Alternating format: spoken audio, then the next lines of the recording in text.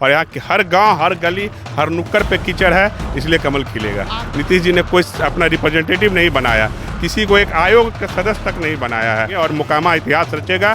6 तारीख को मोकामा में कमल खिलेगा, आप देख लीजिएगा। नमस्कार, आप देख रहे हैं न्यूज़ 4 नेशन और मैं हूं प्रियदर्शन। मोकामा विधानसभा में 2 बाहुबलियों के बीच में जंग हो रही है। एक ओर ललन सिंह की पत्नी सोनम देवी उम्मीदवार हैं भारतीय जनता पार्टी से, तो दूसरी ओर अनंत सिंह की पत्नी नीलम देवी राजद उम्मीदवार हैं।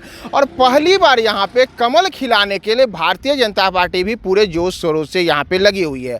हम टाल इलाके में हैं और टाल इलाके में यहाँ पे राज्यसभा सांसद शंभू सोरेन पटेल चुनाव प्रचार में पिछले कई दिनों से लगातार व्यस्त हैं। पटेल जी, आप यहाँ चुनाव प्रचार में लगे हुए हैं, कमल का क्या होगा? कमल तो खिलेगा, कमल खिलेगा, इतिहास रचेगा।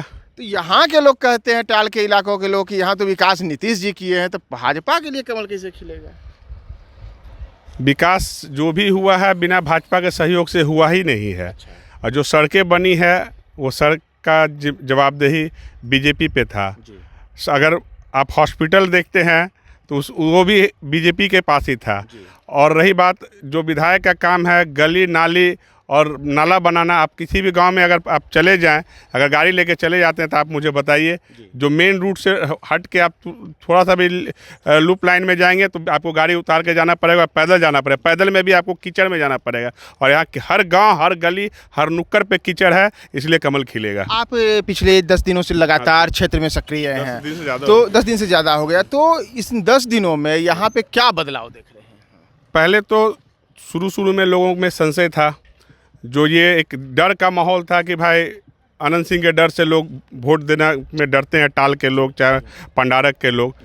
तो पहले लोगों में संशय थी कि भाई क्या होगा नहीं होगा लेकिन जब पूरे बीजेपी जब बीजेपी के सारे लोग जब यहाँ पे दिखने लगे और सारे लोग एक एक जगह जाने लगे, तो लोगों में एक उत्साह जागा है कि पहली बार यहाँ पे जो है कमल को मिला।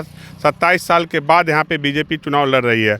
और यह, आप भी पत्रकार हैं, आप भी घूमते हैं, तो जब लालटेन और कमल को एक साथ रखेगा तो 25% आदमी तो बिना कुछ बोले हुए वो कमल का बटन दबाएगा। और यही नहीं, मैं आज आपको बता दूं, 24 तारीख को माँ लक्ष्मी की पूजा है।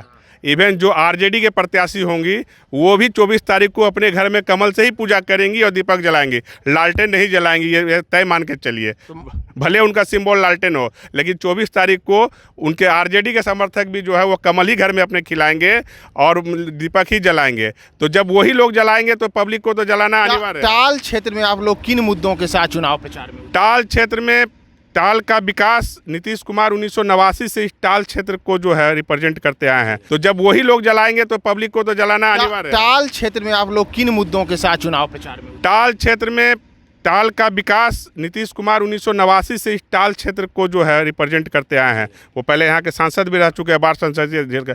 आप ऐसा सोचिए, जिस संसदीय क्षेत्र से मुख्यमंत्री सांसद रहे हों, जो इस संसदीय ये जो टाल एरिया है उनका हमेशा खास करके धानुक और कुर्मी समाज उनका इज्जत बचाते हुए हैं। भूमिहार समाज के बाद सबसे बड़ी आबादी है जो कुर्मी महतो, धानुक महतो का सबसे बड़ी आबादी है, 50,000 से ऊपर आबादी है। आज तक इस टाल क्षेत्र से किसी भी धानुक समाज के लोगों को नीतीश जी ने कोई अपना रिप्रेजेंटेटिव नहीं बनाया, किसी को एक आयोग का सदस्य तक नहीं बनाया है। और भारतीय जनता पार्टी ने ये मुझे कहने में कहीं कोई ये नहीं है कि ये जो धानुक और कुर्मी समाज का वोटर परंपरागत रूप से जो नीतीश जी का रहा, लेकिन नीतीश जी ने कुछ नहीं धानुक समाज को दिया। और माननीय नरेंद्र मोदी जी ने पहली बार किसी धानुक समाज के बेटा को, अति पिछड़ा का बेटा को राज्यसभा में भेजने का काम किया। उससे हमारी जो इस मोकामा विधानसभा की जनता है, हमारे धानुक समाज और कुर्मी समाज के लोग, सारे लोग उत्साहित हैं कि इस बार जो है हम लोग कमल को वोट देंगे। आप धानुक समाज से आने वाले पहले राज्यसभा सांसद हैं, तो क्या इसका एक बड़ा मैसेज समाज में गया? बहुत बड़ा मैसेज गया। आप लोग सर्वे कर रहे हैं, सर्वे जाकर कर लीजिए।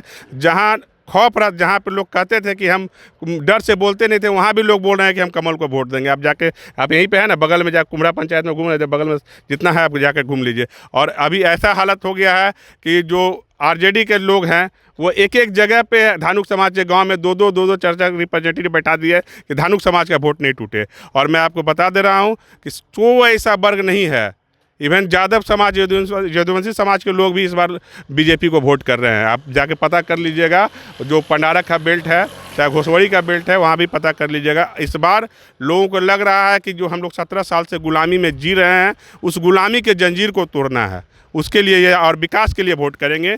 मोकामावासी अपने नई सुबह के लिए वोट करेंगे। नरेंद्र मोदी जी को साथ देंगे कि जो भारत विश्व गुरु बनने वाला है उसके लिए वोट जो करेंगे, और मोकामा इतिहास रचेगा।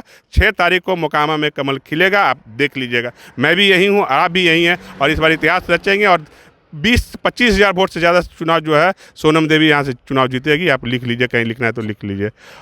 धन्यवाद। हमारे साथ शंभू सरेन पटेल बात कर रहे थे। दरअसल मोकामा विधानसभा क्षेत्र में अगर आप जातीय समीकरणों पर जाएंगे तो मोकामा विधानसभा क्षेत्र एक भूमिहार बहुल इलाका है, लेकिन यहाँ पे कि जो चुनाव में जातीय समीकरणों में धानुक समाज की हमेशा से एक बड़ी भूमिका रही है, और ऐसे में शंभू सरेन पटेल जो है वो लगातार इस क्षेत्र में सक्रिय हैं और इस क्षेत्र में अपने मतदाताओं को भाजपा के पक्ष में गोलबंद करने के लिए वो अपनी सक्रियता दिखा रहे हैं।